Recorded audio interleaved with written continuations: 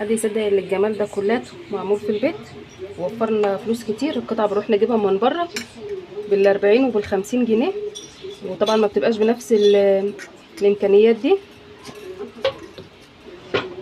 اقطع لكم حته الجمال. شايفين الحلاوه اهي طريه. هي طبعا شاربه ومليانه، انا مش عايزه ازود لها لبن، انا حاطه لها كوبايتين بس، مش عايزه ازود لها اكتر من كده. هي كده متختخه، مش عايزاها متختخه اكتر من كده. طعمها تحفه، بنتي عايزه تدوق.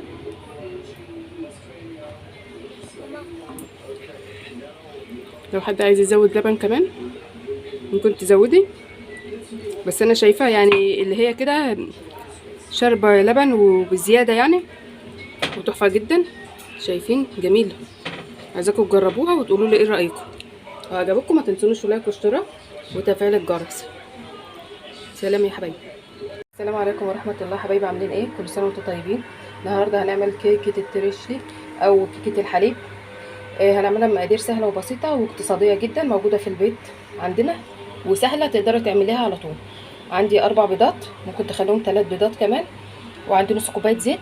هنا كوبايتين وربع من الدقيق، انا حاطه كوبايتين وربع ونخلاهم 3 مرات. وعندي كوبايه لبن وكوبايه سكر و3 معالق نشا، عشان يبقى المجموع بتاع الدقيق بالنشا يعني كوبايتين ونص. انا حاطه 3 معالق كبار نشا. النشا بتديها نعومه وطراوه حلوه قوي. وعندي الفانيليا وذره ملح وكيس البيكنج باودر. هاخد المكونات دي الاول. هنبعد الدقيق ونجيب طبق كده ونحط فيه ال4 بيضات. بسم الله الرحمن الرحيم. بالشكل ده هنشيل قشره البيضه دي اللي نسيت معاها. نزلت بال4 بيضات وهنزل بالسكر. سكر لو ابيض يبقى احسن كمان، علشان الكيكه بتاعتنا هتبقى فاتحه من عوامل نجاح الكيكه يعني. هنزل بيهم وهجيب المضرب دلوقتي ونضرب بيهم المكونات ديت. واحنا شايفين بالمضرب كده وهنكمل نضرب بيها. احنا عايزين الكيك بتاعنا يكون هش وخفيف. ممكن تستعملي الخلاط الكهربائي عادي، او المضرب اليد، او بالهاند بلندر اللي عندك متاح اعملي بيه. ما تقفيش على حاجه بالخلاط وبيأدي الغرض برضه وبيبقى حلو. او ما فيش كمان خلاط بالمضرب اليد. هنضربها كويس لغايه لما اللون بس بتاعها يفتح معانا كده، وندوب السكر كويس. اهم حاجه بس ندوب السكر كويس. عندي كده طريقه الخليط اهوت زي ما احنا مش شايفين. خلينا فاتح خالص ودوبنا السكر كويس. هنزل بقى بالفانيليا. بسم الله الرحمن الرحيم. وهنزل بالزيت ونضرب برضك شويه. نص كوبايه الزيت.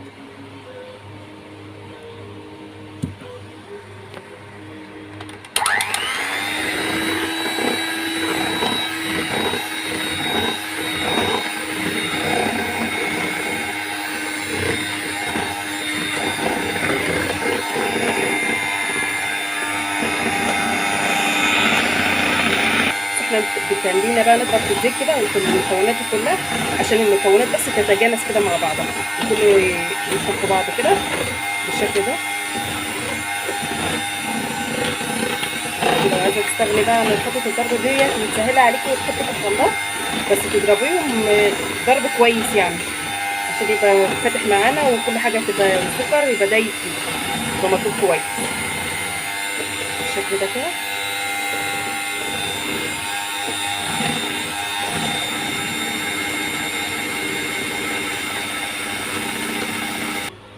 عندي كوبايه اللبن برضو هنزل بيها كده. بسم الله الرحمن الرحيم.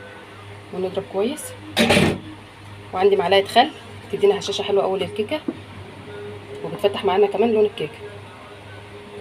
معلقه الخل ديت مهمه قوي للمعجنات وللكيك، وتثبت معانا القوام واللون كمان معانا، تخلي الحاجه معانا هشه كده. كده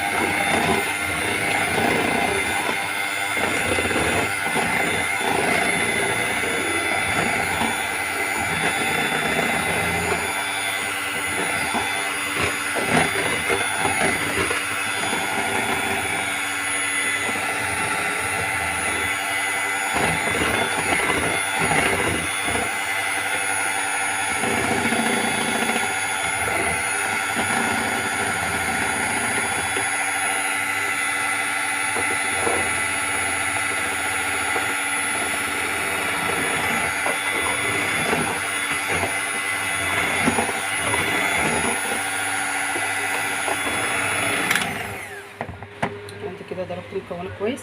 عندي بقى كوبايتين وربع من الدقيق اللي نخلاهم. انا نخلاهم 3 مرات الدقيق الدقيق ده. هنزل عليهم برضو بكيس البيكنج باودر كده.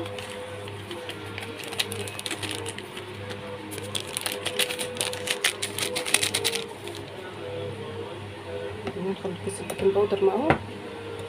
اهم حاجه برضو نخلط دي كذا مره برضو كده، بيدينا طراوه حلوه برضو للكيكه، وكل ده بيساعد على ارتفاع برضو الكيكه. عندي ذره الملح كده هفضيها هنا كده، وعندي النشا برضو كنخلهم برضو 3 معالق كبار كده من النشا.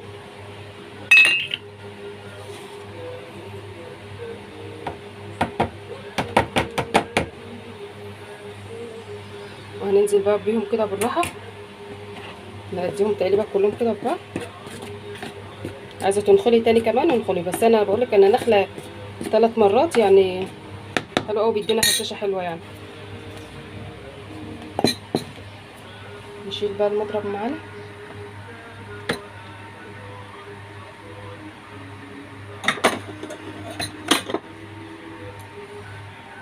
ننزل بالكيك بالدقيق اسفل.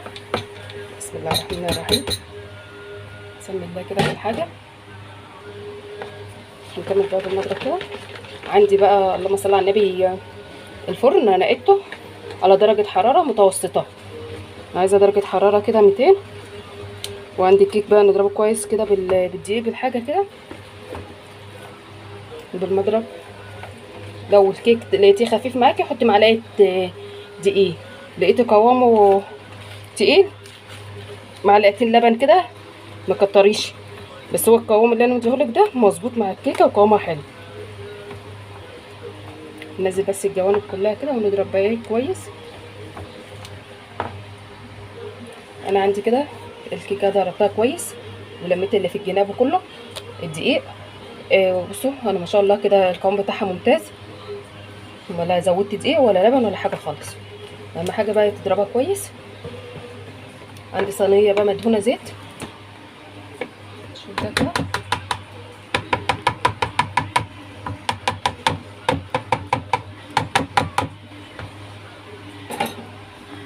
عندي الصينيه انا دهناها دهنه زيت، مش مبطلها الصراحه دي ولا حاجه، مش عايزين مش محتاجين يعني ان احنا نبطلها دي.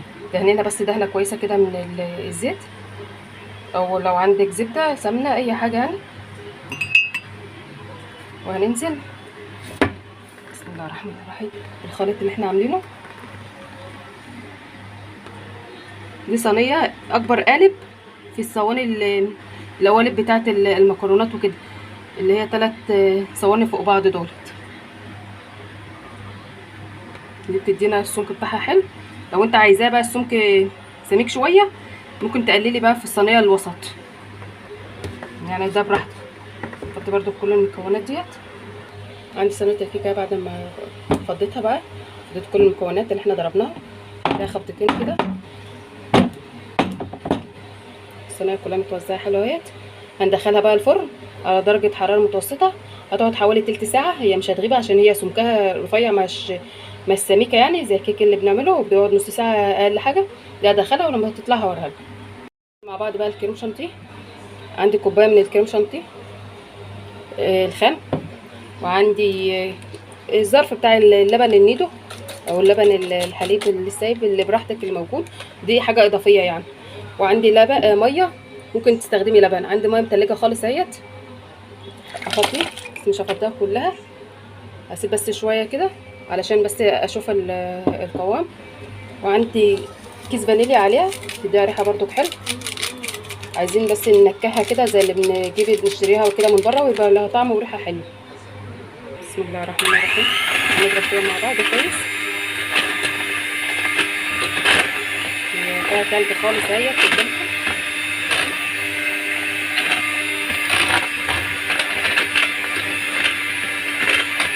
ما حطيتش الكوبايه كلها، انا هشوفها بس هي محتاجه ولا لا.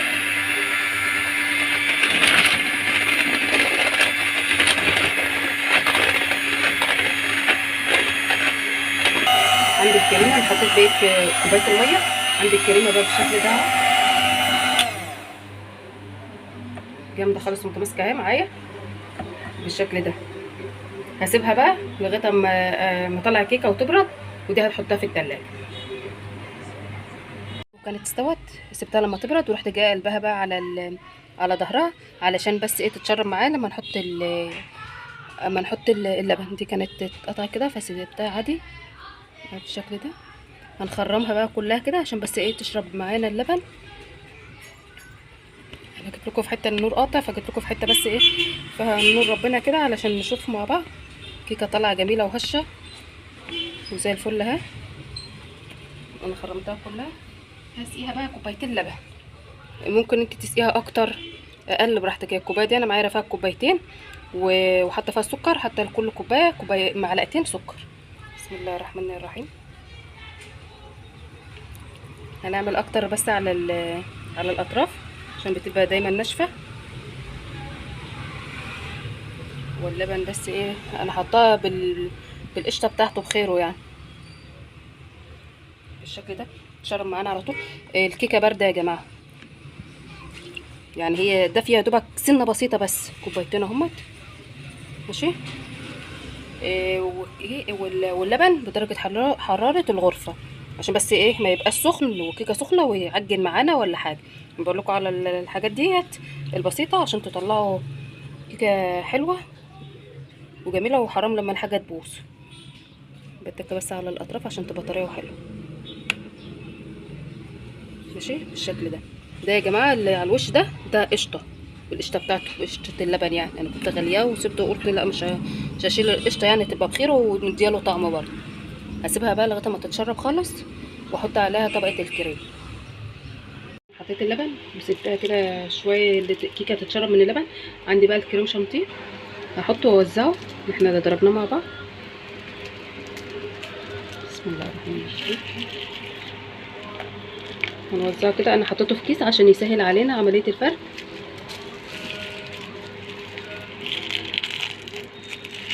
انت بقى لو حبيتي تعملي اكتر، انا عامله كوبايه من الكريم شانتيه، ممكن انت تعملي اكتر بقى منه من كوبايه.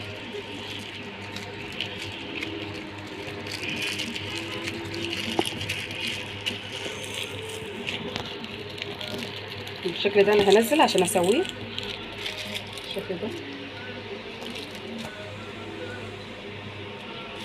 ننزل كل الكميه وهفردها بقى على الصينيه باي حاجه، بمعلقه بسكريبر اي حاجه، بمعلقه سيليكون بالشكل ده كده. هنفردها بقى بالراحه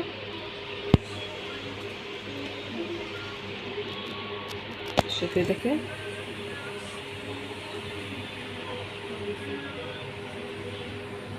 لما بنوزعها بالكيس بتبقى يعني احسن.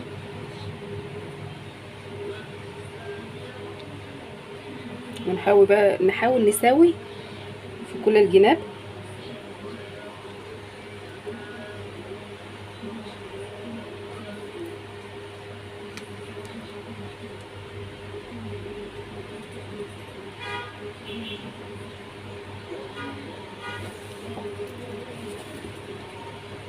انت بتحاولي تسويها بقى بالشكل ده.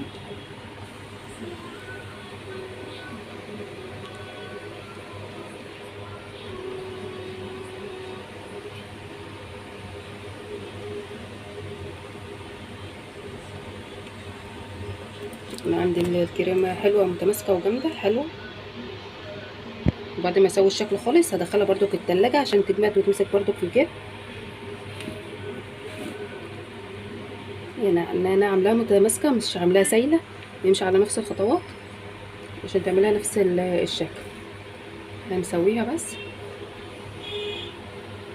يعني بالشكل كده. هسويها بس كده كلها كده بالشكل ده. والسطح بقى كويس. عندي بقى سويتها بالشكل ده. هدخلها بقى التلاجة عشان تتمسك حوالي ساعتين 3 اقل حاجه. لو انت مستعجله حطها في الفريزر، بس انا هسيبها بقى في التلاجة على ما تجمد والكريمه تجمد مع الكيكه وتاخد من طعم برضه بعض. ونرجع تاني نكمل بقيه الوصفه الثالثه. كراميل. عندي طاسه كده على النار، عندكم كوبايه سكر. بسم الله الرحمن الرحيم. بلاش بس عشان تنور معانا. عندي كوبايه سكر. بسم الله الرحمن الرحيم. نحاول ان احنا نوزعها كده على في الطاسه كده او في الصينيه او اي حاجه هنستخدمها عشان يتكرمل معانا بسهوله. نحط معلقتين ميه بصوت كده عشان يساعد في الكرمله بسرعه كده معانا.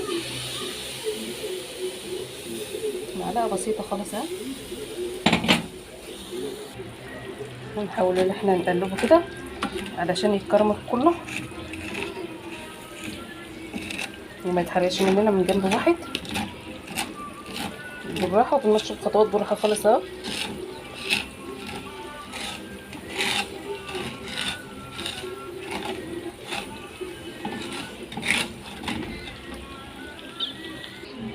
ده صوص اقتصادي بقى خالص. وخلي بالكم معلقتين الميه بتساعد معاكم كده. ونقلبه كده بالراحه لما ياخد لون من الجناب ونقلب فيه عشان ما يتحرقش من الجناب وفي النص لسه ما خدش لون. ونخلي بالنا ما نغمقوش قوي علشان ما يمررش معانا.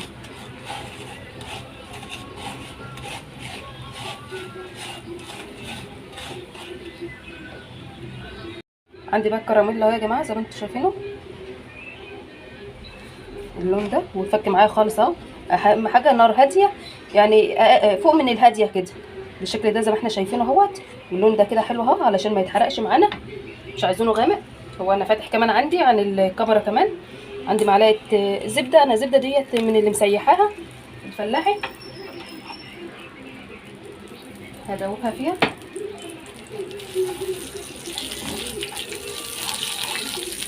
بالشكل ده كده. هتشوفوا ازاي.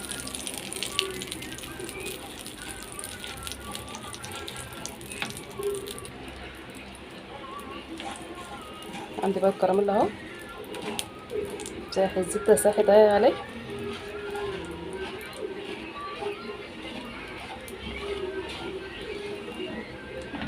خلوا بالكم بقى واحنا بنحط كوبايه الميه ممكن تحطوا بدل كوبايه الميه كوبايه لبن.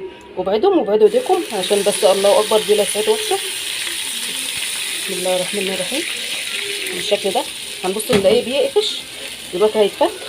شايفينه جامد ازاي؟ دلوقتي هيفك مع بعض ودلوقتي يسيب. ماشي. عندكم نص كوبايه ميه كمان وهحط عليها معلقه كبيره من النشا. عندي نص كوبايه الميه اهي وعندي معلقه نشا احطها جواها وادوبها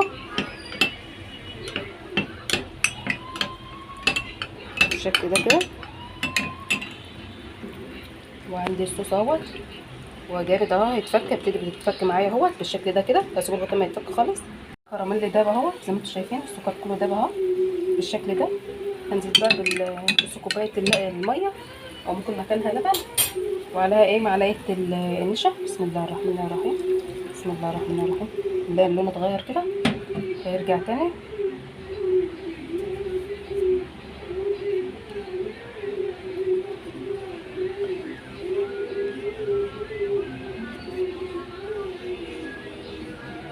هنسيبه لغايه ما يغلى ويتقل معانا بالشكل ده كده. هنقلبه بالشكل ده. بصوا تلاقيه تقيل دلوقتي معانا. هو ده القوام بتاعه في الاخر. دي اسهل طريقه واحسن طريقه تعملي بها اهو. كده تقل واستوت معانا النشا اللي احنا حطيناها. عايزين تتقلوها على كده براحتكم بس احنا لسه هيبرد ويتقل ايه حاجه بسيطه كده. عندي كيس فانيليا وذره ملح بقى بسيطه خالص. انا شايفه ان كده الصوص بتاعه حلو عشان لسه هيتقل معانا ونسيبه لما يبرد. عندي كيس فانيليا وذره ملح وهقلب واسيبه لغايه ما يبرد وافضيه في حاجه علشان بس يبرد ونكمل بقيه الوصفه بتاعتنا بالشكل ده. عندي كده بعد ما جمدت اهو بشاميل وعملنا الكراميل بدنا نفضيه بقى. بسم الله الرحمن الرحيم.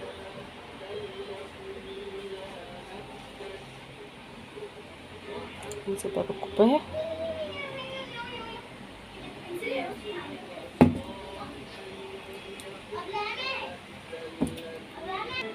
نوزع بقى كل الكراميل كده وعلشان جامد معانا الكراميل الكريمه، فحطيت معانا كويسه بالشكل ده.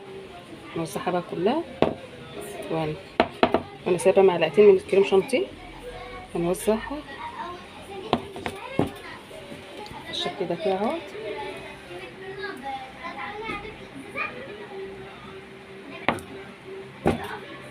بالشكل ده هجيب معلقتين الكريمه اللي احنا سايبينهم، هخففهم بمعلقه ميه كده، ونزين بقى الشكل المعتاد بتاعنا. هعمل بقى خطوط عليه، عامله معلقتين بقى من الكريم شانتيه مخففاهم بقى بشويه ميه، وفتحه فتحه صغيره خالص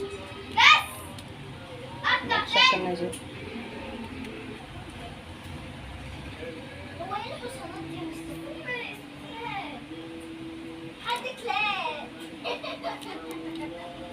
عملتها بالشكل ده وزينتها بالشكل المعتاد بتاعها. هدخلها التلاجة بقى تكمل 3 ساعات 4 ساعات، وبعد كده هقطعها واوريها لكم. يا حبايبي الكيكه بقى بعد ما عملناها التلبيك او كيكه، انا الصراحه بيتها كمان.